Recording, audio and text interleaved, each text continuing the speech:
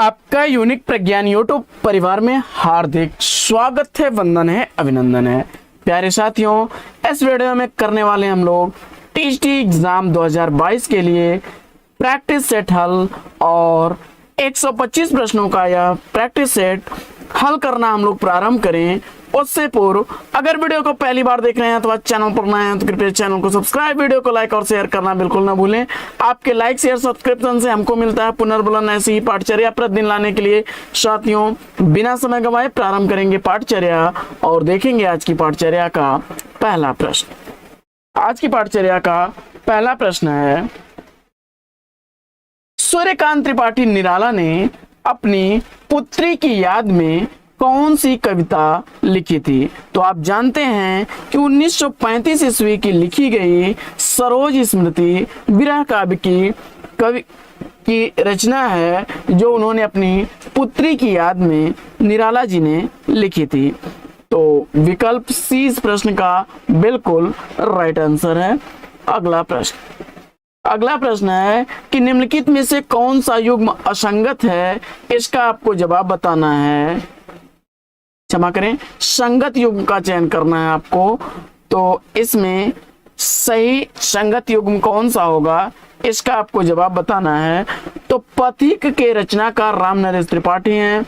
उद्धव शतक जगन्नाथ दास रत्नाकर की रचना है। वैदेही वनवास अयोध्या सिंह उपाध्याय हरिऔध की रचना है, जबकि हिम किरीटनी माखन लाल चतुर्वेदी की रचना है।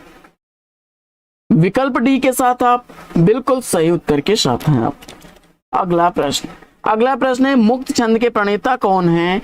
इसका आपको जवाब बताना है और मुझे उम्मीद है कि इस प्रश्न का जवाब, अगर आपने सूर्यकांत त्रिपाठी निराला को चुना तो राइट आंसर है। अगला प्रश्न, रविंद्र कविता कानन कृति के लेखक कौन हैं? तो रविंद्र कविता कानन महाप्राण सूर्यकांत त्रिपाठी निराला जी की रचना है। विकल्प ए के साथ बिल्कुल सही जवाब। अगला प्रश्न है कि गीत गुंज किस कवि की रचना है? इसका आपको जवाब बताना है। प्रश्न संख्या 5, गीत गुंज के रचनाकार कौन है? और उत्तर में आपने सूर्यकांत त्रिपाठी निराला को चुना, तो विकल्प ए इस प्रश्न का बिल्कुल सही जवाब। अगला प्रश्न है कि आधुनिक काल कि किस काव्यधारा में रहस्यवाद की भावना पाई जाती है? तो इस प्रश्न का जवाब, अगर आपने चुन लिया है छायावाद, तो बी विकल्प इस प्रश्न का बिल्कुल सही जवाब। अगला प्रश्न है कि एक घूंट एकांकी किसके द्वारा लिखा गया है? तो आपने एक घूंट एकांकी का रचनाकार जयशंकर प्रसाद को चुना, तो सी विकल्प इस प्रश्न का बिल्कुल सही जवाब। प्रश्न संख्या 8 साथियों, मिस्टर अभिमन्यु नाटक के नाटककार कौन है? मिस्टर अभिमन्यु नाटक किसके द्वारा लिखा गया है? इसका आपको जवाब बताना है। और प्रश्न संख्या 8 का राइट आंसर आपने लक्ष्मी नारायण लाल को चुना, तो बिल्कुल सही जवाब है। 3 आंखों वाली मछली, अंधा कुआं, सूखा सरोवर, रात रानी और दर्पण जैसी रचनाएं लक्ष्मी नारायण लाल ने की। अगला प्रश्न, यह नाटक विधा की रचनाएं हैं। अगला प्रश्न है कि निम्नलिखित नाटककारों में ऐतिहासिक नाटककार के रूप में कौन प्रसिद्ध हैं? इसका आपको जवाब बताना है। तो इसमें जो है राम कुमार वर्मा जी ऐतिहासिक नाटककार के रूप में प्रसिद्ध हैं। इन्हें एकांकी का प्रवर्तक भी माना जाता है।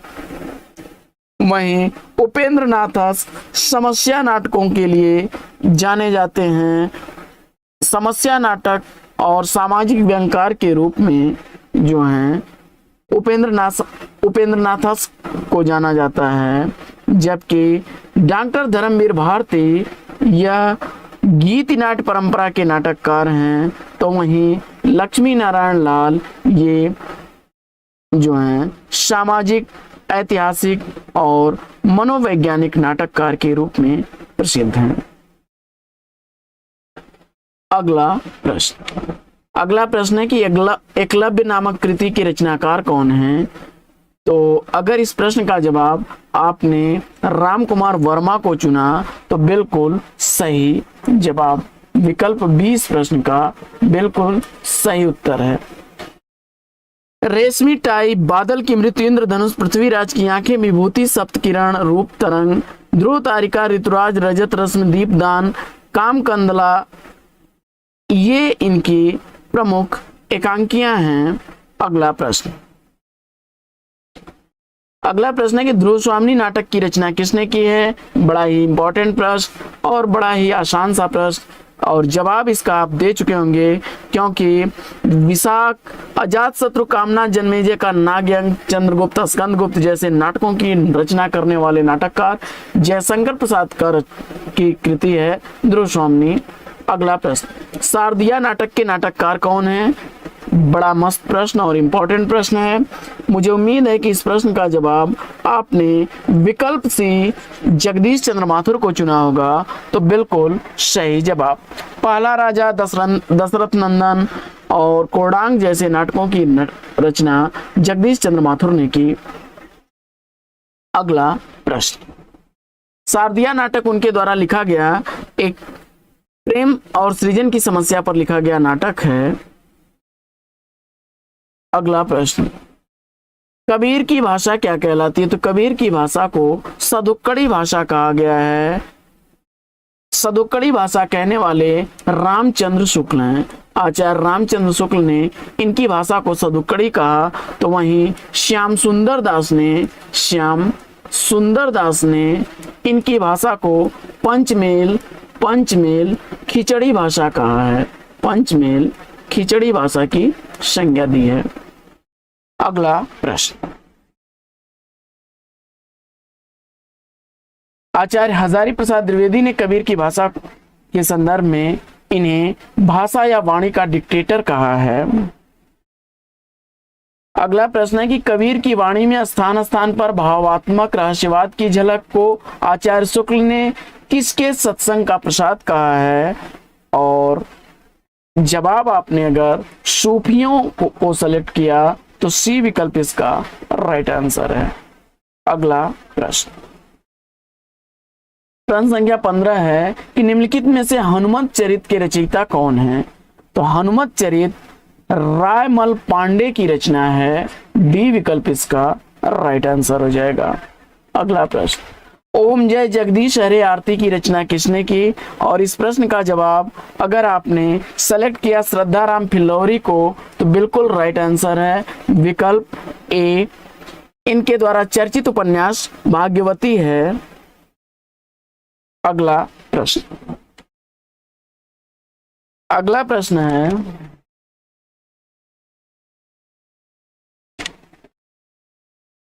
प्रश्न संख्या 17 कि निम्नलिखित में से कौन सा निबंध हजारी प्रसाद द्विवेदी द्वारा लिखा गया है? इसका आपको जवाब बताना है। तो हजारी प्रसाद द्विवेदी द्वारा लिखा गया इसमें पुनर्वा है। विकल्प सी इसका राइट आंसर हो जाएगा। जबकि लाल तारा राम वृक्ष बेनीपुरी का है। वहीं मेरे राम का मुकुट भीग रहा है विद्या निवास मिश्र का है। विद्या निवास मिश्र का है यह। और करुणा आचार्य रामचंद्र शुक्ल जी का है। आचार्य शुक्ल जी का है। अगला प्रश्न, संपत्ति शास्त्र के लेखक कौन हैं? आप जानते हैं संपत्ति शास्त्र रसज्ञ रंजन, अतीत स्मृति, कालिदास की निरंकुशता, कवि और कविता, आत्मनिवेदन, महाकवि माघ का प्रभात वर्णन जैसी रचनाओं के रचनाकार महावीर प्रसाद द्विवेदी की रचना है संपत्ति शास्त्र। अगला प्रश्न है कि सुदामा चरित के लेखक कौन है? तो सुदामा चरित के रचनाकार आपने इसमें सेलेक्ट कर लिया नंददास को, तो राइट आंसर है। सुदामा चरित नाम से नरोत्तम दास की भी रचना है। नरोत्तम दास की भी रचना है, याद रखिएगा। लेकिन इसमें नरोत्तम दास ना हो, नंददास की भी रचना है सुदामा चरित। अगला प्रश्न, भ्रमर गीत प्रसंग का मूल स्रोत क्या है? भ्रमर गीत प्रसंग का मूल स्रोत अगर आपने श्रीमद् भागवत का 10वां स्कंद चुना तो बिल्कुल राइट आंसर है। उन्होंने भ्रमर गीत को जो है प्रसंग को 10वां स्कंद में 46वें और 47वें अध्याय में भ्रमर गीत प्रसंग है, और वहीं विकल्प 20 प्रश्न का राइट आंसर है। अगला प्रश्न है साथियों कि राम राज्याभिषेक की तैयारी रामचरितमानस के किस कांड का हिस्सा है? इस प्रश्न का जवाब बताना है और इस प्रश्न का जवाब अगर आपने अयोध्या कांड चुना है तो राइट आंसर है विकल्प सी। अगला प्रश्न है कि मैं पुनि निज गुरु कथा सो सुकर खेत, यह कथन किस कवि का है? तो मैं पुनि निज गुरु कथा सो सुकर खेत, यह कथन तुलसीदास ने अपने गुरु के प्रति समर्पित करते हुए सुकर क्षेत्र का वर्णन किया, जो वर्तमान में एटा जनपद में गंगा के पास पाया है। तो यह तुलसीदास जी का कथन है, विकल्प ए राइट आंसर है। अगला प्रश्न है कि रामचरितमानस में विभक्त रस का प्रयोग किन कांडों में मिलता है? रामचरितमानस में विभक्त रस का प्रयोग किन कांडों में मिलता है? और इस प्रश्न का जवाब अगर आपने अरण्य और लंका कांड सेलेक्ट किया तो बिल्कुल राइट आंसर है विकल्प ए। अगला प्रश्न है कि प्रेमाख्यानक काव्य परंपरा की प्रमुख रचनाओं का सही अनुक्रम क्या है? इसमें चंदायन मुल्ला दाऊद की रचना, मृगावती कुतुबन की रचना, पद्मावत जैसे की और मधुमालती जो है मंजन की रचना है और ये सही क्रम में लगी हुई है, तो विकल्प ए इसका राइट आंसर है। अगला प्रश्न है कि सूफी मुक्तक काव्य का प्रथम रचयिता इसमें से कौन सा कवि था?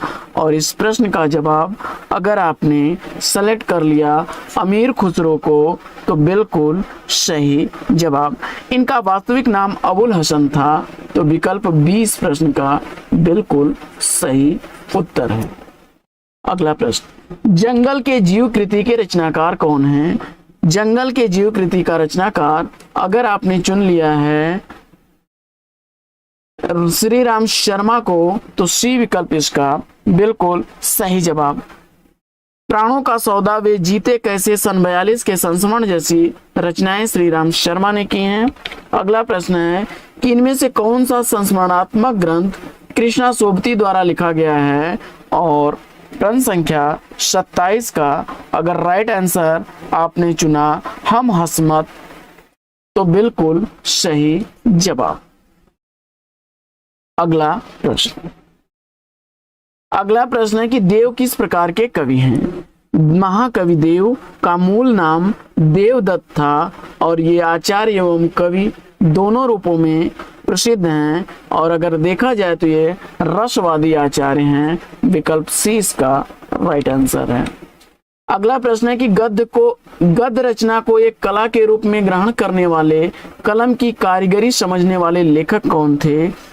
और इस प्रश्न का जवाब अगर आपने सेलेक्ट किया बद्री नारायण चौधरी प्रेमगन को तो बिल्कुल सही जवाब।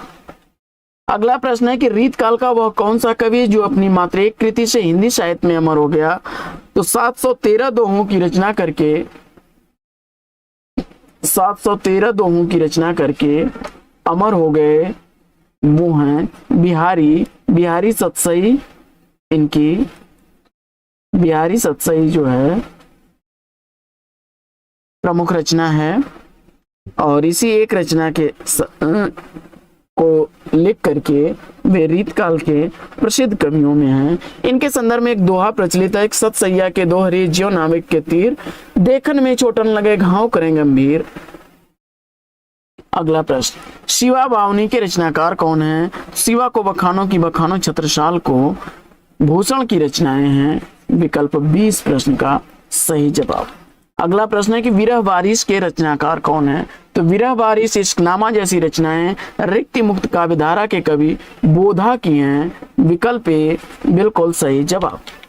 अगला प्रश्न है कि हरिवंश राय बच्चन की कृति क्या भूलूं क्या याद करूं किस विधा की लिखी गई एक प्रतिनिधि गद्य कृति है? और जवाब में आपने अगर आत्मकथा चुना होगा तो बिल्कुल राइट आंसर है। अगला प्रश्न, इन्होंने अपनी आत्मकथा को हरिवंश राय बच्चन ने 4 खंड में विभक्त किया था। क्या भूलूं क्या याद करूं, 10 द्वार से सोपान तक, बसेरे से दूर और नीड़ का निर्माण फिर, ये 4 खंड हैं इसके। अगला प्रश्न है कि निम्नलिखित कविताओं में से उनके प्रकाशन वर्ष के साथ सुमेलित करना है, तो फटाफट सुमेलित कर लीजिए। प्रेम माधुरी, यह भारतेंदु हरिश्चंद्र की रचना है और 1875 ईस्वी का प्रकाशन काल है। वहीं एकांतवासी योगी 1886 ईस्वी की रचना है और श्रीधर पाठक इसके लेखक हैं। हेमतरंगिणी 1948 ईस्वी की रचना है और निहार 1930 ईस्वी की रचना है। निहार 1930 ईस्वी की रचना है। तो विकल्प इसका यह भारतेंदु हरिश्चंद्र की रचना है, यह श्रीधर पाठक की रचना है एकांतवासी योगी, हेमतरंगिणी माखनलाल चतुर्वेदी की और निहार महादेवी वर्मा की रचना है। आइए बढ़ते हैं अगले प्रश्न की तरफ। अगला प्रश्न है कि भारतेंदु युग के नाटककार कौन हैं? भारतेंदु युग के नाटककार इसमें कौन है, इसका आपको जवाब बताना है। तो अगर भारतेंदु युग के नाटकों की बात की जाए तो श्रीनिवास दास, राधा कृष्ण दास, राधाचरण गोस्वामी, किशोरीलाल गोस्वामी भारतेंदु हरिश्चंद्र, बालकृष्ण भट्ट, अंबिका दत्त व्यास, देवकी नंदन त्रिपाठी, खड्ग बहादुर मल, काशीनाथ खत्री, देवकी नंदन खत्री, ये लोग भारतेंदु युग के नाटककार हैं। तो विकल्प ए इस प्रश्न का बिल्कुल सही जवाब। हरिकृष्ण प्रेमी, जयशंकर प्रसाद और वृंदावन लाल वर्मा, ये लोग द्विवेदी युग के नाटककार हैं। द्विवेदी युग के नाटककार हैं। अगला प्रश्न है कि हिंदी साहित्य के इतिहास ग्रंथ हिंदी साहित्य विमर्श के लेखक कौन हैं? और इस प्रश्न का जवाब अगर आपने जो है सेलेक्ट कर लिया विकल्प पद्मलाल पुन्नालाल बख्शी को, तो बिल्कुल राइट आंसर है। अगला प्रश्न है कि कहानी संग्रह दूसरा ताजमहल की लेखिका कौन है? और अगर आपने उत्तर में सेलेक्ट किया नासिरा शर्मा को, तो बिल्कुल राइट आंसर के साथ हैं आप। नासिरा शर्मा बिल्कुल सही जवाब। अगला प्रश्न, श्री राम शर्मा की कृति बोलती प्रतिमा किस प्रकार की रचना है? तो आप जानते हैं कि 1937 ईस्वी में प्रकाशित यह रेखा चित्र है। विकल्प 20 का राइट आंसर है। अगला प्रश्न है कि इनमें से कौन सा काव्य ग्रंथ नहीं है? तो प्रश्न संख्या 39 में अगर आपने सेलेक्ट कर लिया रसज्ञ रंजन, तो बिल्कुल राइट आंसर है। यह महावीर प्रसाद द्विवेदी का गद्य की रचना है। तो विकल्प सी इसका राइट आंसर है। भारत भारती, पथिक और वैदेही वनवास, ये तीनों रचनाएं जो हैं काव्य ग्रंथ हैं, जिसमें वैदेही वनवास अयोध्या सिंह उपाध्याय हरिऔध की, भारत भारती मैथिली शरणगुप्त की और पथिक राम नरेश त्रिपाठी की रचना है। अगला प्रश्न है कि स्वयंभू की कृति इसमें कौन सी है? और इस प्रश्न का जवाब अगर आपने पहुम चरियु को चुना, तो बिल्कुल राइट आंसर है। महापुराण पुष्यदंत की रचना है, पाहुण दोहा मुनि राम सिंह की रचना है और पद्म पुराण महर्षि वेदव्यास की रचना है।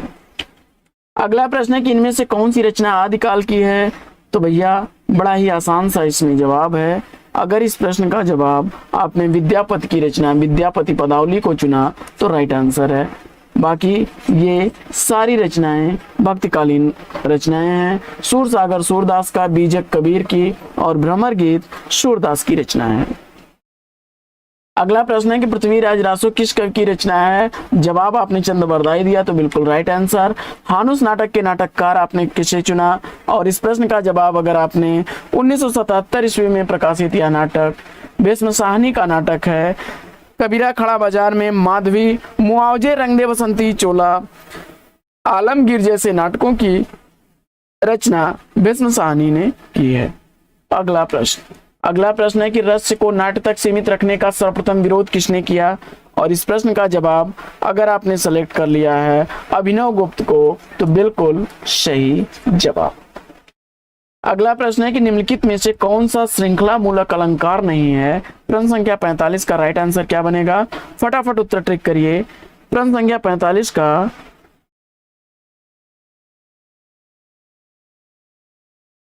राइट आंसर आपने सेलेक्ट कर लिया काबिलिंग, तो बिल्कुल राइट आंसर है। अगला प्रश्न,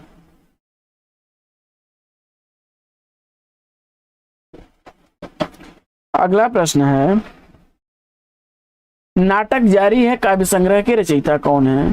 तो नाटक जारी है यह काव्य संग्रह लीलाधर जगुड़ी का काव्य संग्रह है। विकल्प डी इसका राइट आंसर है। बलदेव खटीक किसकी रचना है? बलदेव खटीक यह लीलाधर जगुड़ी की कविता है। विकल्प बी इसका राइट आंसर है। अगला प्रश्न है कि इनमें से कौन सी रचना पौराणिक कथा पर आधारित नहीं है? तो इसमें अमन राग कृति पौराणिक कथा पर आधारित नहीं है। शमशेर बहादुर सिंह की यह रचना है जो कि पौराणिक कथा पर नहीं बल्कि एक लंबी कविता है। इसके अलावा नरेश मेहता द्वारा लिखा गया महाप्रस्थान और उर्वशी लिखा गया है दिनकर द्वारा, जबकि कनुप्रिया धर्मवीर भारती की रचना है। अगला प्रश्न, घोर अहमनिष्ठ व्यक्तिवाद किस काव्यधारा की प्रवृत्ति रही है? और इस प्रश्न का जवाब मुझे उम्मीद है कि आपने चयनित किया होगा प्रयोगवाद को, तो बिल्कुल राइट आंसर है।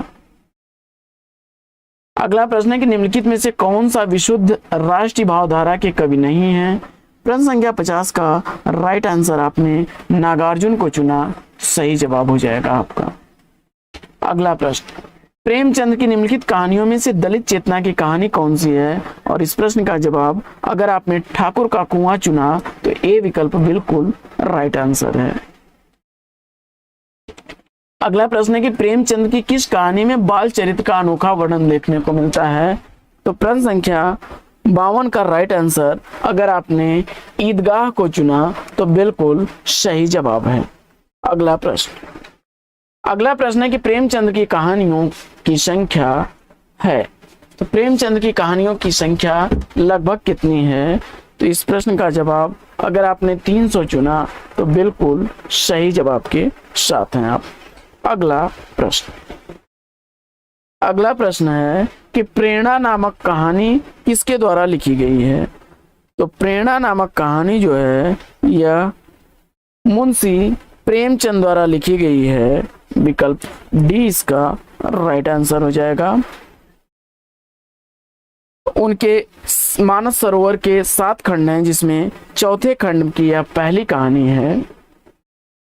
अगला प्रश्न है कि अयोध्या सिंह उपाध्याय हरिऔध द्वारा लिखित काव्य ग्रंथ कौन सा है? और इस प्रश्न का जवाब प्रश्न संख्या 55 का राइट आंसर आपने सेलेक्ट कर लिया चौखे चौपदे, विकल्प सी को, तो बिल्कुल सही जवाब। अगला प्रश्न है कि चिरगांव किस कवि का जन्म स्थान है? इसका आपको जवाब बताना है। प्रश्न संख्या 56 का राइट आंसर क्या बनेगा? और इस प्रश्न का जवाब अगर आपने सेलेक्ट कर लिया मैथिली शरण गुप्त को, तो बी विकल्प इस प्रश्न का बिल्कुल सही उत्तर। अगला प्रश्न है कि कौन सा उपन्यास नरेश मेहता का नहीं है? तो प्रश्न संख्या 57 का राइट आंसर अगर आपने अनदेखे अनजान पुल को सेलेक्ट किया, सही जवाब है यह राजेंद्र यादव का है। विकल्प बी इसका सही जवाब। अगला प्रश्न है कि निम्नलिखित में से किसको ज्ञानपीठ पुरस्कार नहीं मिला? और इस प्रश्न का जवाब अगर आपने सेलेक्ट कर लिया है तो देखिए नरेश मेहता को तो 28वां ज्ञानपीठ पुरस्कार मिला था 1992 ईस्वी में। रामधारी सिंह दिनकर को 8वां पुरस्कार मिला था ज्ञानपीठ 1972 में, जबकि निर्मल वर्मा को ज्ञानपीठ 35वां ज्ञानपीठ पुरस्कार मिला था और 1999 ईस्वी में। तो इसमें नागार्जुन जो हैं यह ज्ञानपीठ पुरस्कार से पुरस्कृत नहीं है। विकल्प सी इसका राइट आंसर है। अगला प्रश्न, सूरज का 7वां घोड़ा किस विधा की रचना है? और जवाब में आपने धर्मवीर भारती द्वारा लिखा गया उपन्यास चुना है, तो बिल्कुल राइट आंसर है। अगला प्रश्न है कि गोदान की भाषा के संदर्भ में कौन सा वाक्य गलत है? तो गोदान की भाषा के संदर्भ में अगर बात की जाए कि यह कठिन भाषा में लिखा गया है, तो सी विकल्प इसका राइट आंसर हो जाएगा। ऐसी बात नहीं है, इसमें सरल और आम बोलचाल की भाषा का प्रयोग किया गया है। सी विकल्प इसका राइट आंसर है। अगला प्रश्न है कि निर्मल वर्मा का उपन्यास इसमें से कौन सा है? तो अंतिम अरण्य उपन्यास निर्मल वर्मा द्वारा लिखा गया है, जबकि पटरंगपुर पुराण यह मृणाल पांडे का है, मृणाल पांडे द्वारा लिखा गया है। और लेकिन दरवाजा के लेखक पंकज बिष्ट हैं, जबकि खिलेगा तो देखेंगे विनोद कुमार का है। अगला प्रश्न, आपका बंटी उपन्यास की लेखिका कौन है? तो आपका बंटी उपन्यास मन्नू भंडारी का प्रसिद्ध उपन्यास है। विकल्प डी इस प्रश्न का राइट आंसर हो जाएगा। अगला प्रश्न है प्रश्न संख्या 63। प्रश्न संख्या 63 है कि बंकिम चंद्र का प्रसिद्ध हिंदी उपन्यास कौन सा है इसमें? तो बंकिम चंद्र का प्रसिद्ध हिंदी उपन्यास आनंद मठ है। विकल्प 20 का सही उत्तर है। अगला प्रश्न है कि पदात्मक भावभूमि पर श्यामा स्वप्न नामक उपन्यास की रचना किसने की? और आप जानते हैं कि श्यामा स्वप्न के रचनाकार कौन हैं? ठाकुर जगमोहन सिंह। विकल्प 20 प्रश्न का बिल्कुल राइट आंसर है। अगला प्रश्न, नीला चांद उपन्यास के लेखक कौन है?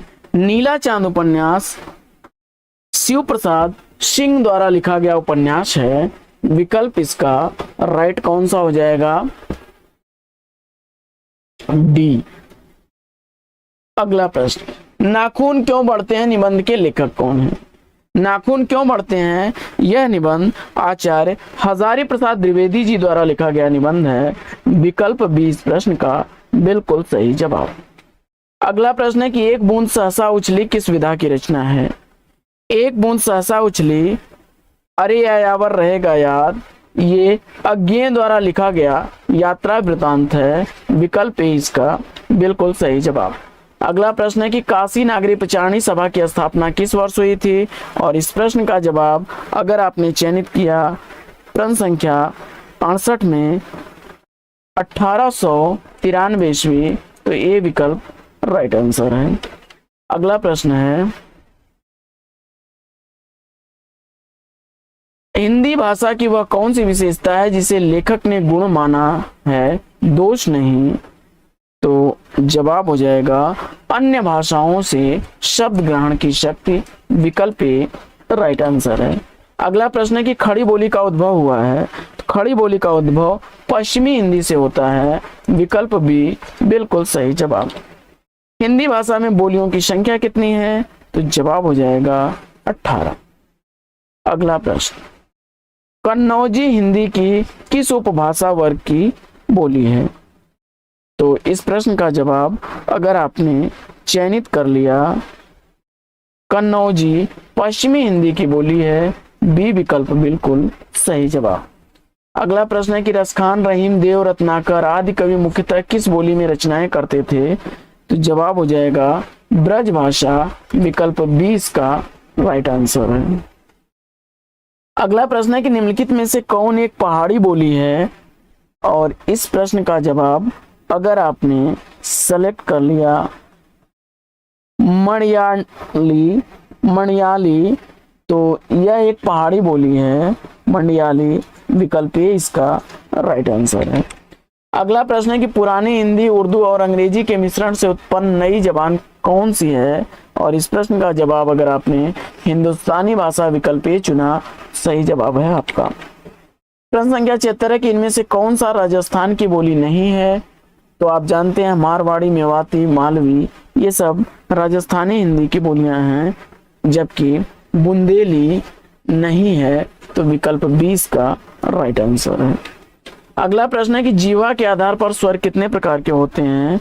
तो जीवा के आधार पर स्वर 3 प्रकार के होते हैं, अग्र स्वर, पश्च स्वर और मध्य स्वर। विकल्प 20 का राइट आंसर है। निम्नलिखित में से कौन सा मूल दीर्घ स्वर नहीं है? तो इस प्रश्न का जवाब अगर आपने सेलेक्ट किया विकल्प डी, तो राइट आंसर है आपका। अगला प्रश्न, अ और उ के योग से ओ बनता है। अगला प्रश्न है कि स्पर्श व्यंजन, कंठ ध्वनि, अघोष और महाप्राण ध्वनि कौन सी है इसमें? और इस प्रश्न का जवाब अगर आपने विकल्प ख चुना, सी को, तो राइट आंसर है। अगला प्रश्न है कि दंतोष्ठ ध्वनि कौन सी है? तो आपने विकल्प ए को चुना, तो राइट आंसर है आपका। अगला प्रश्न, रेमन आज परीक्षा तेरी, सब अपना सौभाग्य मनावे, दरस परस निःश्रेयस पावे, उद्धारक चाहे तो आवे, यहीं रहे तो आवे, आमे किस रस का उदाहरण है? इसका आपको जवाब बताना है। और इस प्रश्न का जवाब अगर आपने चयनित कर लिया, इसमें आपको रस बताना है कि कौन सा रस है, और इसका जवाब वियोग श्रृंगार सेलेक्ट किया, तो बिल्कुल राइट आंसर है। मैथिली शरण गुप्त की यह पंक्ति है, यशोधरा काव्य से ली गई। अगला प्रश्न, अगला प्रश्न है कि जब रस के सभी संघटक तत्व अपने विशिष्ट गुणों को त्याग कर सामान्य हो जाते हैं, तो उस स्थिति को क्या कहते हैं? तो वह स्थिति साधारणीकरण कहलाती है। डी विकल्प इसका राइट आंसर है। अगला प्रश्न, अगला प्रश्न है प्रश्न संख्या 83। किलकत कान घुटुरुअन आवत, मणिमय कनक नंद के आंगन, बिंब पकिरबे धावत। उपयुक्त पंक्तियों में वात्सल्य रस का आलंबन कौन है? तो इस प्रश्न का जवाब अगर आपने चयनित कर लिया है कान्हा को, तो कृष्ण इसमें जो है वह इसके आलंबन है। डी विकल्प इसका राइट आंसर है। अगला प्रश्न है कि विभक्त रस का स्थायी भाव क्या है?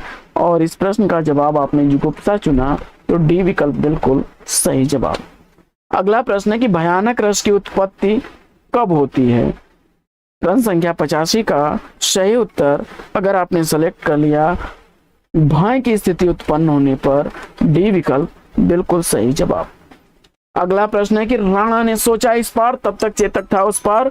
उक्त पंक्ति में कौन सा अलंकार है? राणा ने सोचा इस पार, तब तक चेतक था उस पार। उक्त पंक्तियों में कौन सा अलंकार है? और इस प्रश्न का जवाब अगर आपने सेलेक्ट कर लिया अतिशयोक्त, तो डी विकल्प इस प्रश्न का बिल्कुल सही जवाब। अगला प्रश्न है कि इनमें से कौन सा पूर्णोपमा नहीं है? इस प्रश्न का जवाब अगर आपने प्रश्न संख्या 87 का राइट आंसर क्या बनेगा? आपने चयनित कर लिया पड़ी थी बिजली सी विकराल, विकल्प ए को, तो बिल्कुल राइट आंसर है आपका विकल्प ए।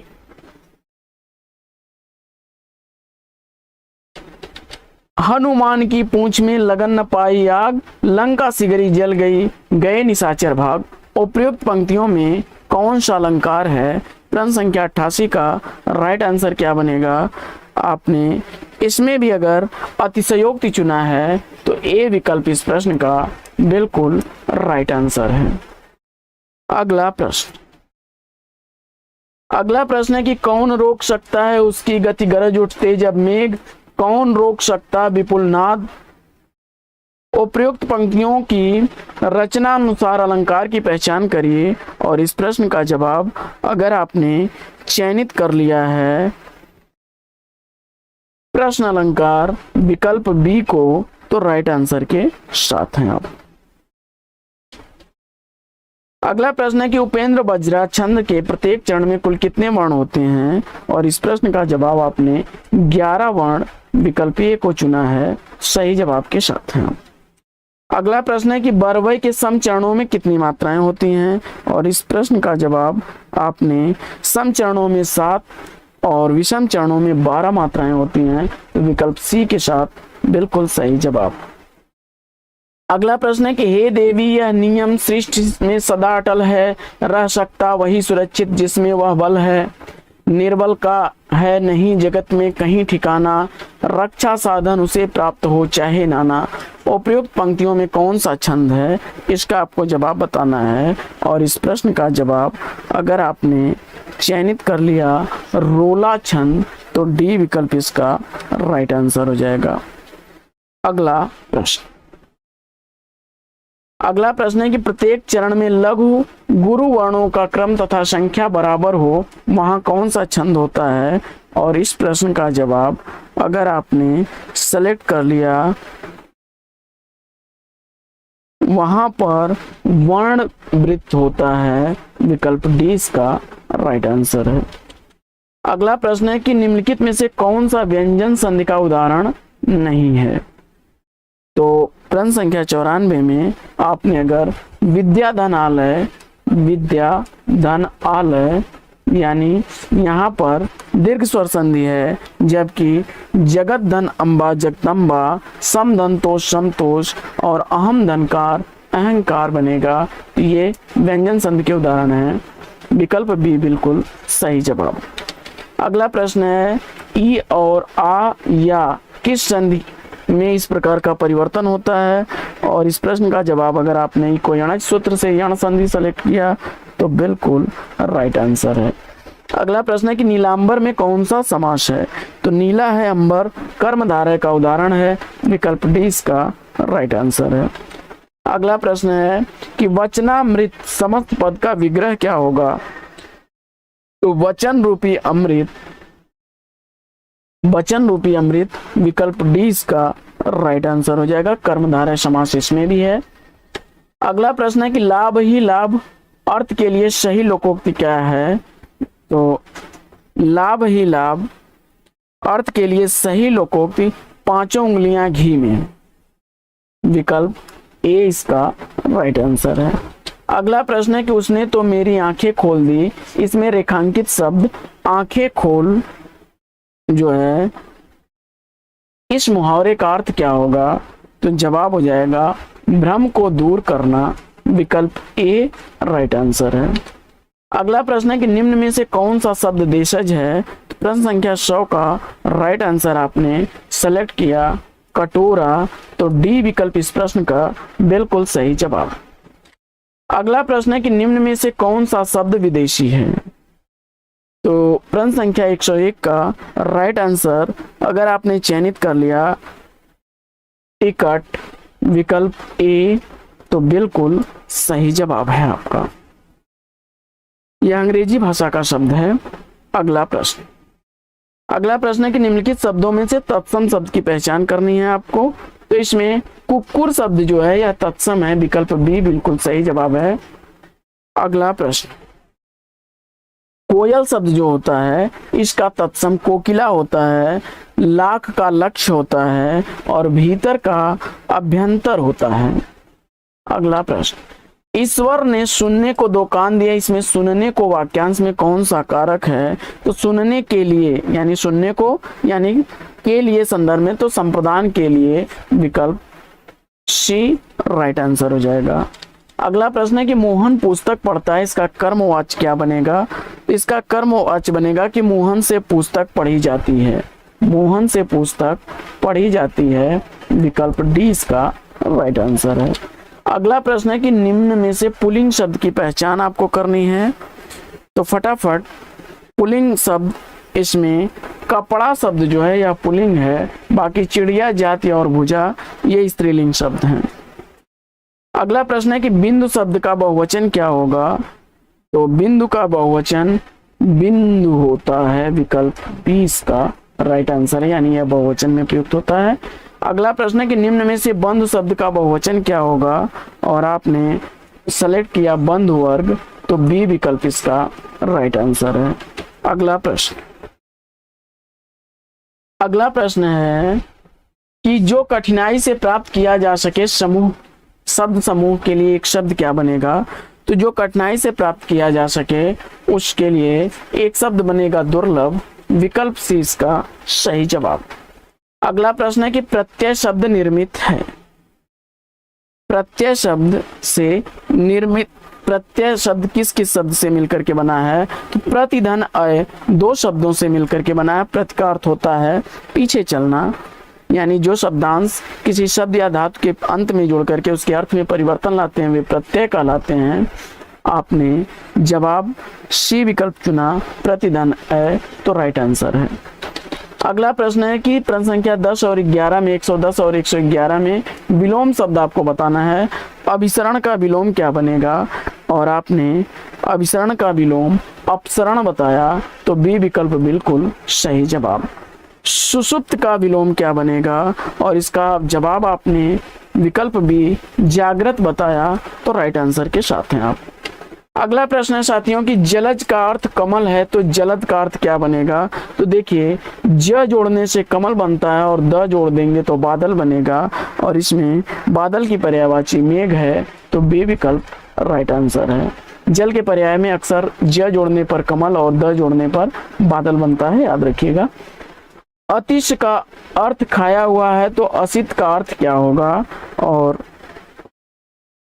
प्रश्न संख्या 113 का राइट आंसर आपको बताना है कि असित शब्द जो है इसका अर्थ तो खाया हुआ है, तो असित शब्द का अर्थ क्या बनेगा? और इस प्रश्न का जवाब अगर आपने काला सेलेक्ट किया तो राइट आंसर के साथ हैं आप। अगला प्रश्न है कि पात्रे जलम अस्ति, तो इसका हिंदी अनुवाद आपको बताना है, और इस प्रश्न का जवाब अगर आपने पात्र में जल है विकल्प डी चुना, तो राइट आंसर के साथ हैं आप। अगला प्रश्न है कि खेत में अन्न उत्पन्न होता है का संस्कृत अनुवाद क्या होगा? और प्रश्न संख्या 115 का राइट आंसर आपने चयनित किया विकल्प ए क्षेत्रे अन्नम उत्पन्नम भवति, विकल्प ए राइट आंसर है। अगला प्रश्न है कि प्रकरणम मालती माधवम कितने अंकों में विभक्त है? और इस प्रश्न का जवाब आपने सेलेक्ट किया 10, तो विकल्प ए इसका राइट आंसर है। अगला प्रश्न है कि जनकाय नमः ज्ञान नमः के योग में कौन सी विभक्ति है? और इस प्रश्न का जवाब अगर आपने चयनित किया विकल्प डी चतुर्थी विभक्त, तो राइट आंसर है आपका। अगला प्रश्न है कि आहु में प्रकृति प्रत्यय है। प्रश्न संख्या 118 का राइट आंसर होगा विकल्प ए। अगला प्रश्न है कि नासित का संधि विच्छेद क्या होगा?